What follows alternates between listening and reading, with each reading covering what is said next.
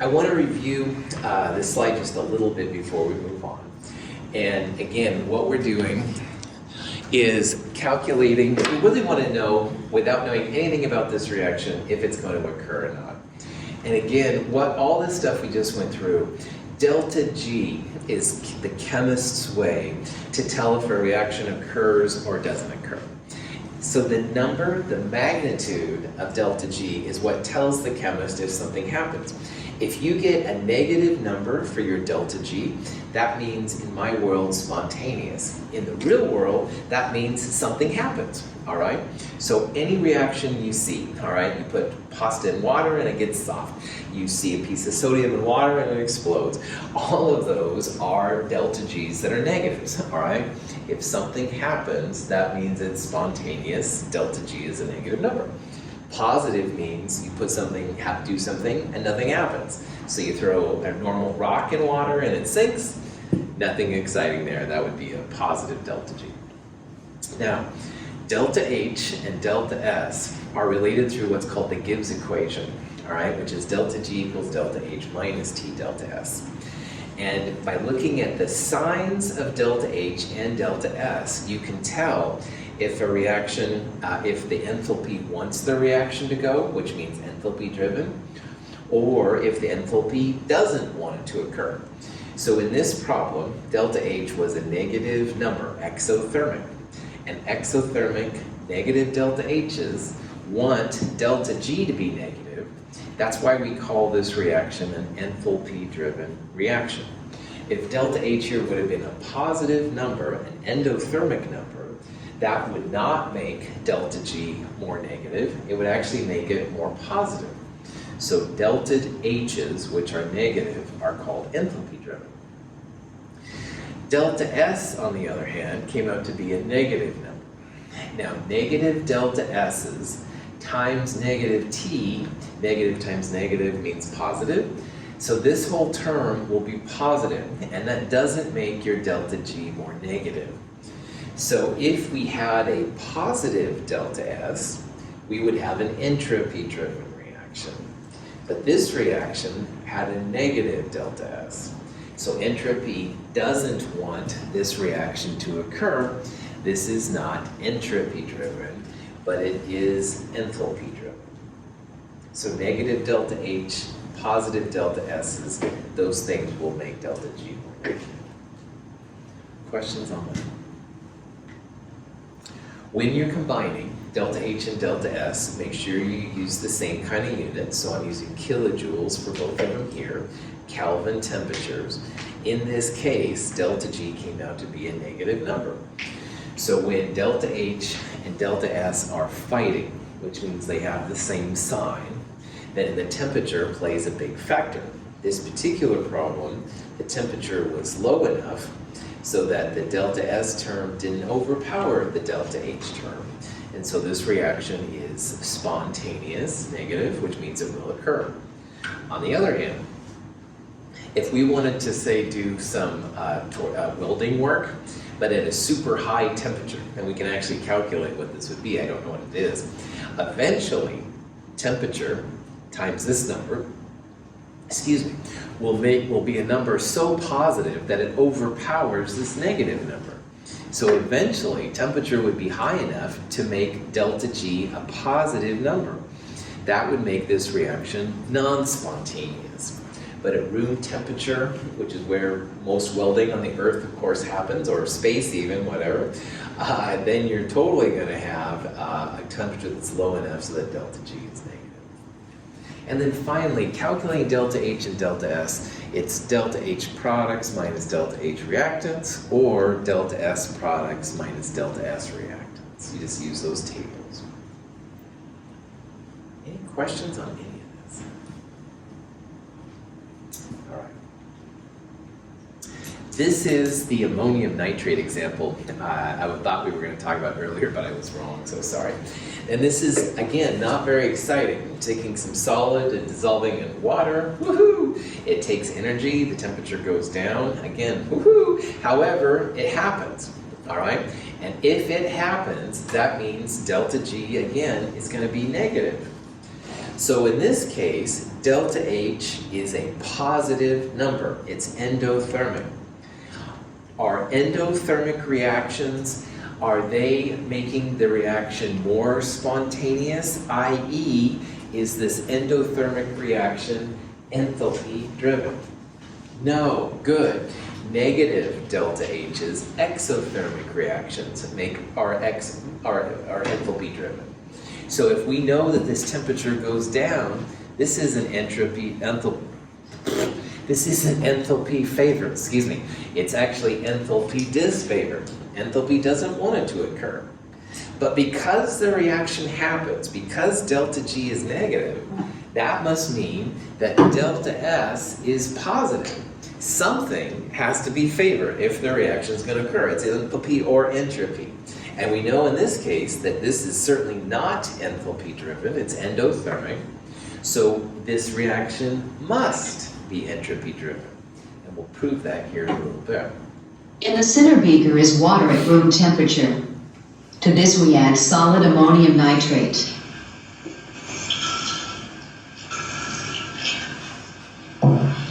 The ammonium nitrate dissolves. Usually, a reaction that occurs so readily is exothermic, but we see from the thermometer that this reaction is endothermic. The temperature of the water drops significantly. This reaction is not favored energetically, yet it still occurs. So we're trying to see here, we're trying to analyze this reaction. And first of all, we see something happens. All right, so that means spontaneous.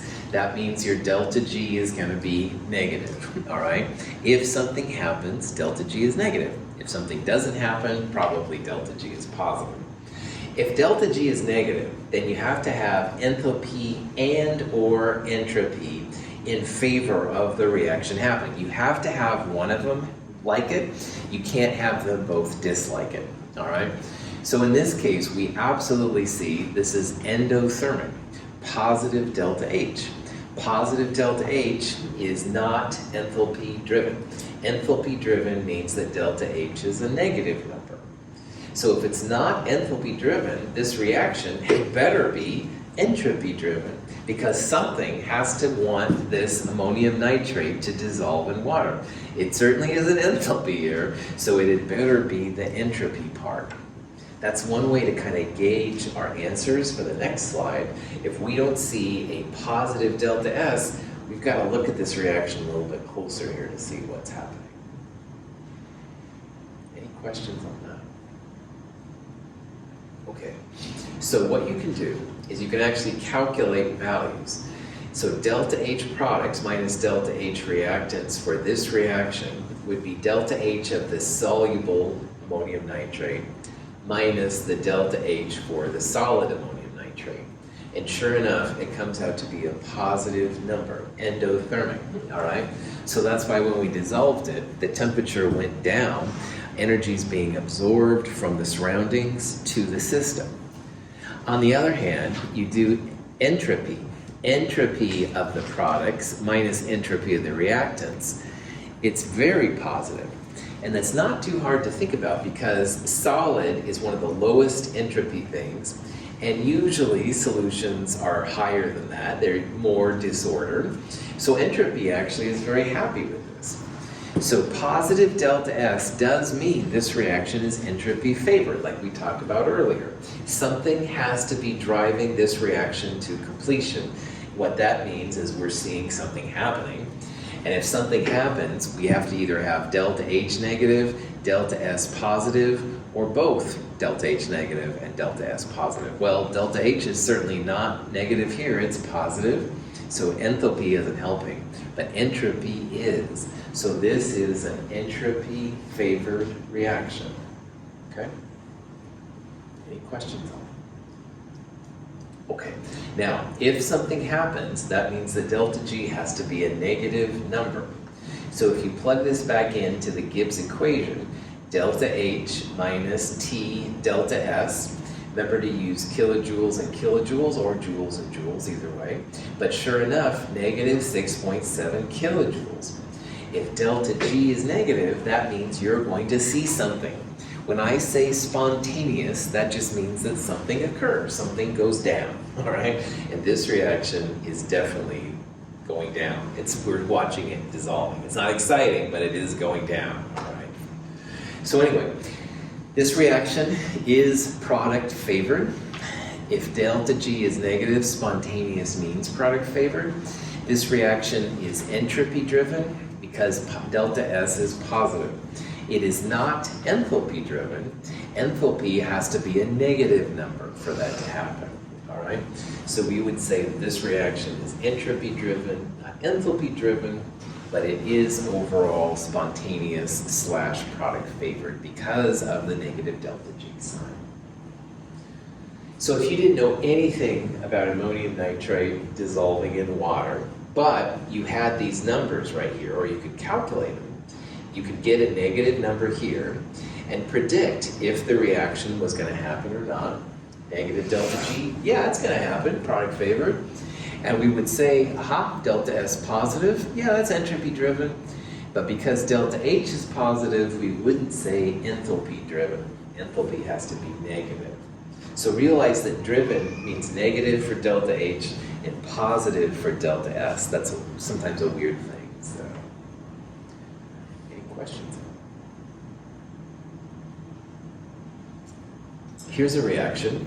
Iron 3 oxide reacting with carbon to make iron and CO2. All right? And in this reaction, when you do delta H, products minus reactants, you get a delta H which is positive. Products minus reactants for delta S, you end up with a positive delta S. Now, at 298 Kelvin, if you do delta H minus T delta S, and you turn joules per Kelvin into kilojoules, etc., you get a positive delta G of 300.8 kilojoules. Now, in this reaction, because delta G is positive, that means it's reactant favored. Delta G that's positive means non-spontaneous, and it means positive, and it means reactant favored, okay? So let's say that Alfonso and I really want to make iron from iron 3 oxide, all right? We've got a lot of rust, which is basically what this is, and we've got a lot of graphite, which is basically what that is, and we want to mix them together, but at room temperature, 298, delta G is positive. And positive delta G means that reaction's probably not going to happen. So, let's say that I thought, oh man, Alfonso, I'm sorry, I just don't think it's going to happen.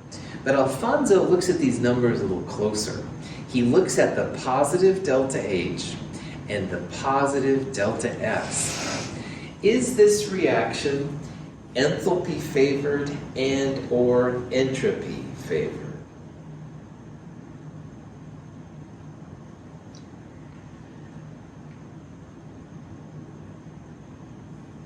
Not Correct. favored.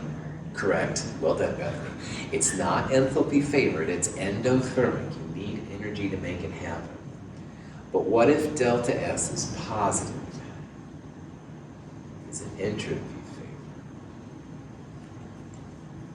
Yes. Oh, good. Whoever said that in the background there. Alfonso, I think it was you. Yeah, positive delta S means that it's entropy favored. Now, here's why that's important, all right? Alfonso and I want this reaction to go. It ain't happening at room temperature. Positive delta G, don't even think about it, right? Bad news, right? I'm ready to throw in the towel and say, okay, I gotta go work at 7-Eleven or something. But Alfonso goes, no, wait, let's hold on. It's not enthalpy favored, positive delta H, like Bethany said, but it is positive delta S. And positive delta S means entropy driven. So in the Gibbs expression, all right, delta H is not working for us. All right, delta H more or less constant over temperature ranges. But positive delta S times a negative temperature term makes this whole value negative. So this is what I call, if you will, a dueling expression. We have a positive enthalpy and a positive entropy, all right? at room temperature, if these, my hands, one's enthalpy and the other one's entropy, the enthalpy term is killing off the entropy. Positive delta G, entropy is saying, I can't overpower you, enthalpy, you're too powerful, delta G ends up being positive. But we would love for delta G to be negative. We want to use our rust and graphite to make iron and stuff like that. So what Alfonso has just seen is this reaction is actually entropy favored. Entropy wants this reaction to occur. Like you've got a bunch of gas being made. Anytime you can make gas, it basically means entropy favored, all right? So entropy wants this reaction to happen, but it's not going to happen at room temperature, all right?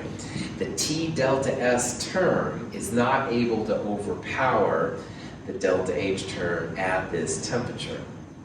So this question says, what temperature will it take to make T delta S overpower delta H?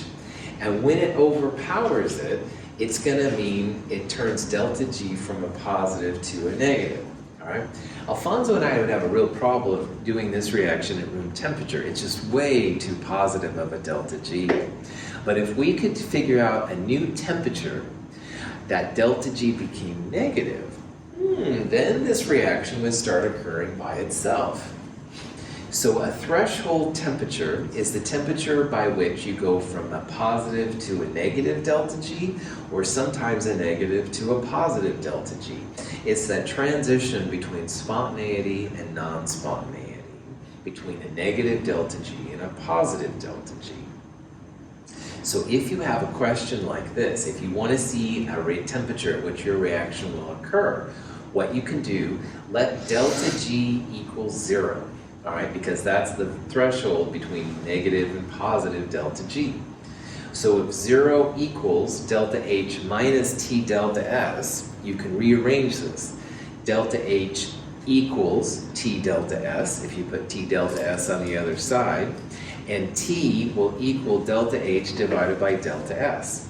So for this reaction, if you take the delta S, thanks for playing, delta H, and it's in kilojoules right now, and you divide it by delta S, and again, make sure they're the same kind of units, all right? So I turned them both to kilojoules here, but joules would be fine. The temperature that pops out, 835.1 Kelvin, all right? Now, when Alfonso calculated this, he realized that if we could do this reaction at, say, 836 Kelvin, just a little bit higher, that's going to make the T delta S part overpower the positive delta H. So delta H, the positive number, has never wanted delta G to be negative. But above this temperature, let's say 836, 836 times the delta S will be a number that's more negative than this number is positive. And that'll make your delta G a negative number. So at 836 or higher, this reaction becomes spontaneous. Your rust and graphite will become pure iron and CO2. And that's kind of a cool thing. If you have something that you think is economic viability, maybe it's worth it to raise your temperature reaction to 836 Kelvin or higher. They can do this kind of stuff. It's high energy, and hard to do, safety features, blah, blah, blah. But that's the value of finding one of these threshold temperatures. You're finding the temperature at which a reaction goes from, in this case, non-spontaneous to spontaneous, all right? Now in this value, in this problem, both delta H and delta S were positive numbers. So temperatures higher than this will become spontaneous, i.e. negative. If these would have both been negative numbers, and we would have calculated a threshold, then temperatures less than the threshold would be spontaneous. It's kind of reversed. So over here in this kind of cheesy example, here's both positive values. I said high temperatures are spontaneous. That just means temperatures above the threshold temperature. If they were both negative, which is another possibility, then temperatures below the threshold, i.e. low temperatures, would be the spontaneous ones. So this can be kind of cool and stuff for scientists, because if you really want this reaction to go, if you've got some reason, then yeah, finding that threshold temperature will be enough to make that happen. Questions? All right. Here's another example. 273 Kelvin, 0 Celsius, is the threshold temperature between having ice water or liquid water. All right, we all know that you put liquid water in the freezer and it freezes. You take the ice cubes out on the room temperature and they begin to melt. So 273 is the threshold. All right.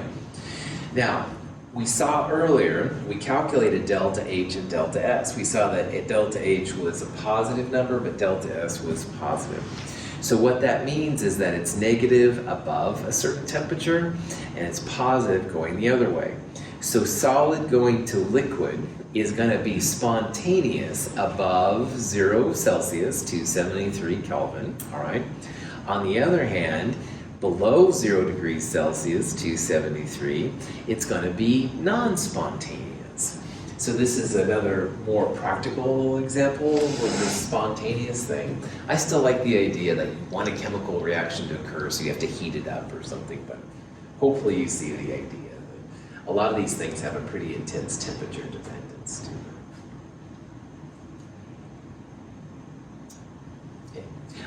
Non-spontaneous in this sense just means that solid stays as solid, it doesn't go to liquid.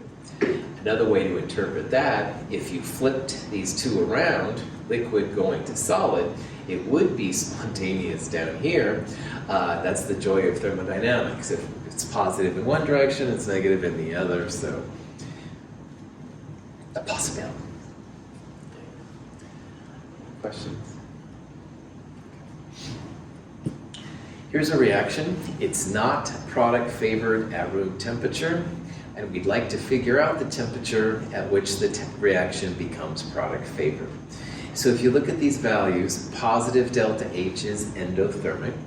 Delta S is positive, that's entropy favored. So this is a lot like the example we just saw.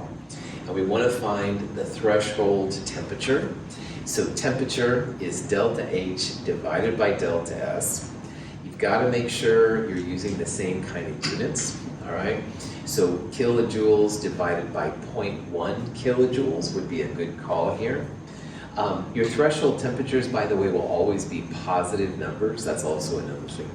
But anyway, 50 divided by 0.1 means 500 Kelvin, all right? And so at 501 Kelvin, the entropy will begin to overpower the enthalpy, just like we saw in the last example. There are some reactions which are never product favored. If you have a positive delta H and a negative delta S, then those reactions aren't entropy or enthalpy favored, and they won't be product favored under any condition. But for this reaction, we have at least one of them in favor of making the reaction happen, which in this case is entropy, so we're good to go. Any questions on that? Okay. So if you have a reaction which is entropy or enthalpy favored, you can plug it into this thing where you let delta G equals 0. So that basically comes down to T, temperature, equals delta H over delta S. Make sure that you convert them both to the same kind of unit, because again, S is usually joules and delta H is usually kilojoules. But you'll calculate a positive temperature. If you have a negative temperature, something is wrong. You're not using the right kind of units and stuff. But in these cases, temperature will be positive. And in this case, temperatures higher than 500 would be spontaneous. Cool. Okay. Now, thermodynamics, delta G's and stuff like that, is related to equilibrium constants. And you've already seen me once in a while babble about spontaneous means product favored, non-spontaneous means reactant favored. Technically, delta G is a way to relate when the reactants are going completely to products. But it can also be related to equilibrium as well.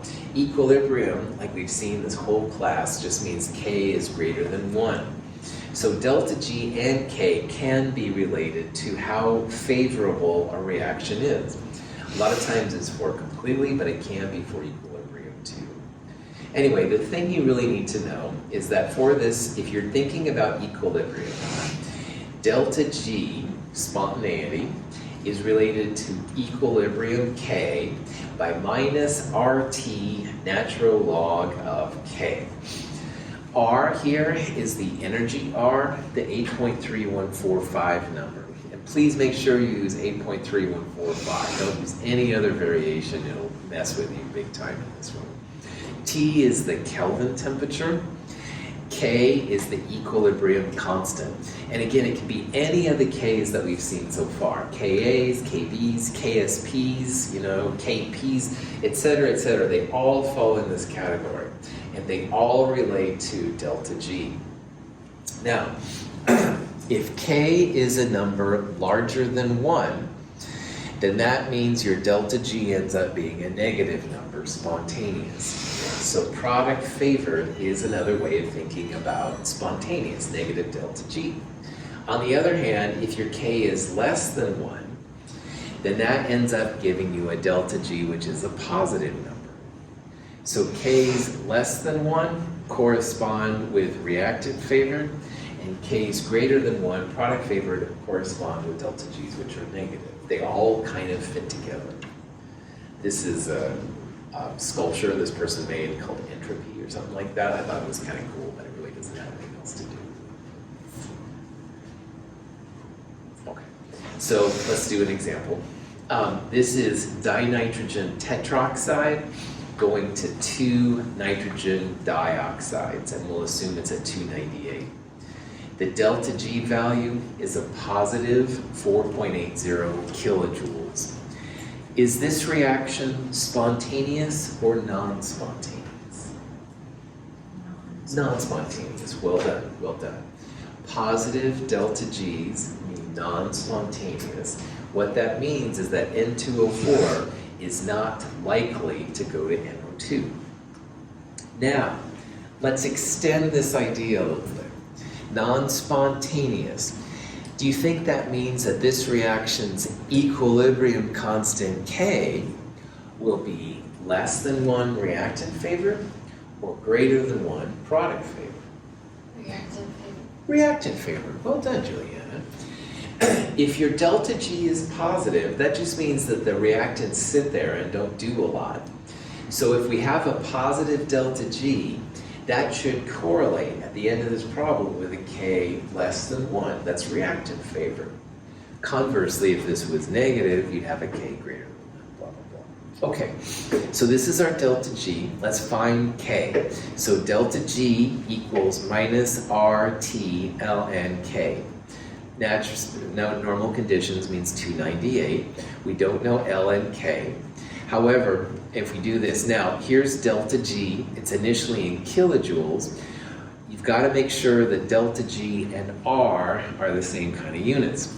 R is usually in joules, and again, delta G like delta H is usually kilojoules. So again, check your units. Make sure you've got joules and joules or kilojoules and kilojoules. It doesn't matter, just make sure they're the same kind.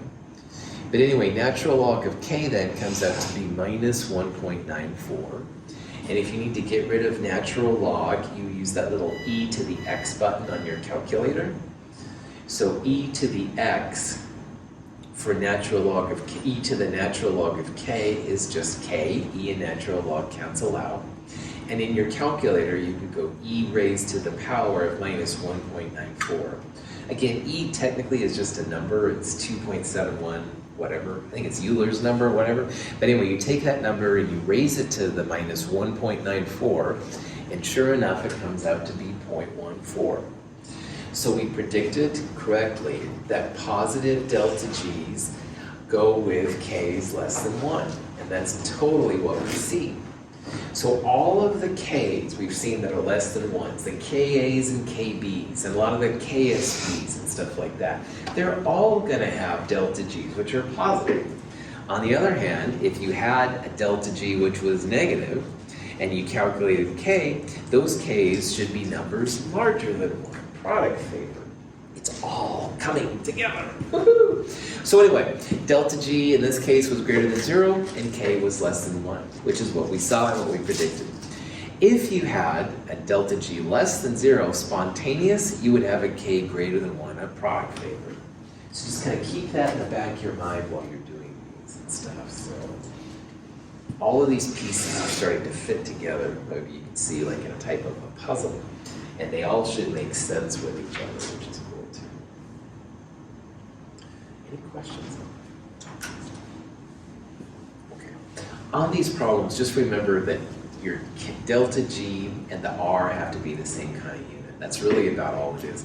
You can write 8.3145 times 10 to the minus 3 kilojoules if you want. I usually just do both in joules, but either way is fine. Just make sure you keep that in the back of your mind. Okay, so here's a problem. 452.2 Kelvin, equilibrium constant 0.444, calculate delta G. All right. Is K here the equilibrium constant? Is it a product favored K or a reactant favored K? Cool. If K is less than 1, like 0.444, all right? K's less than 1 are like the KAs and KBs we've seen. And K is less than 1 mean reactant favored. If this number would have been like 1.44, it would have been product favored, all right? So the K is less than 1 just mean reactant favored, more reactant and less product. Now, more reactant, less product. Do you think in terms of delta G, that means delta G is going to be negative, i.e. it's going to happen, or delta G is going to be positive, i.e. it won't happen? Positive, well done.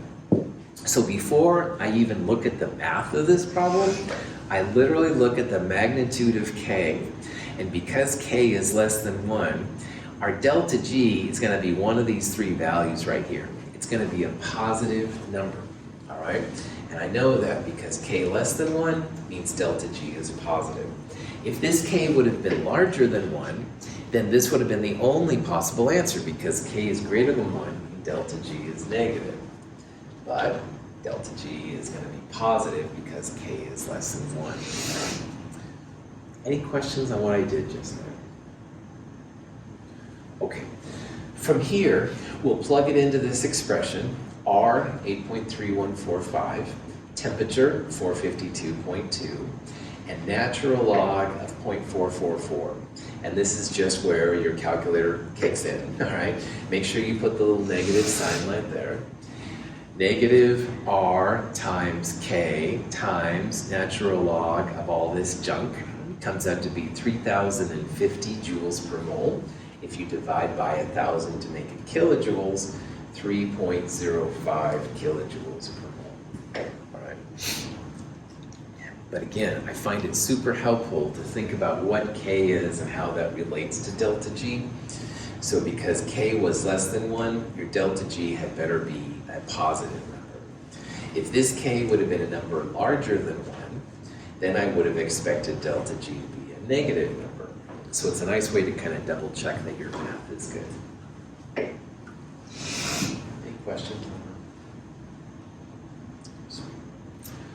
And that, my friends, is it for this crazy chapter. So in this chapter, chapter 16, we've learned about the rules to see if a reaction will occur or won't occur. And the primary way, again, is this delta G. Delta G is negative, it's going to occur. Delta G positive, not going to occur. Now to figure out delta G, we did look at minus RT ln K, which we just did. Delta G products minus delta G reactants. But the main way is delta H minus T delta S. Delta H products minus delta H reactants. Delta S products minus delta S reactants. If delta H is negative, that means it's enthalpy driven. If delta S is positive, it means it's entropy driven. One of those has to be driven if your reaction is going to occur at all, all right? If you've got positive delta H and negative delta S reaction, it's not going to happen at all. Then sometimes they fight and the threshold temperature becomes important. Sometimes they are always aligned and they'll always be spontaneous. This is kind of how chemists think about the world, all right? And if you have these kind of values, then you can start taking care of business.